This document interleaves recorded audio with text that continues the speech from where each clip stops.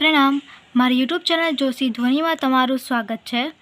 Passage 6 જે છે તો એમાં જુઓ કે આજે 10મા નંબરનો ક્વેશ્ચન છે।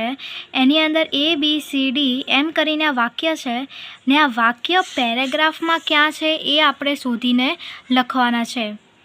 તો પેરેગ્રાફમાં મેં અહીંયા ટીક કર્યું છે, જેમ કે આ ડી લખેલું છે અને ડીમાં વાક્ય કયું છે? અંડરમાઇન।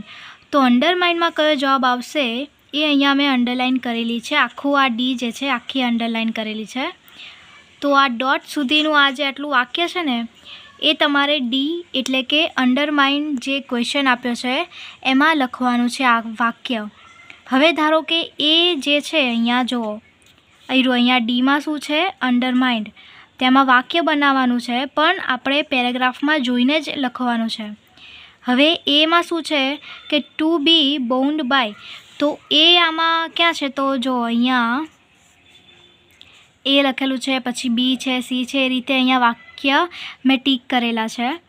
તો એમાં અહીં બાઉન્ડ બાય બોક્સ પણ બનાવેલું છે જે મેઇન શબ્દ છે એમાં।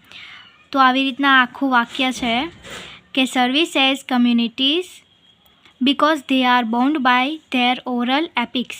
તો આ વાક્ય બાઉન્ડ બાય એમાં લખવાનું છે।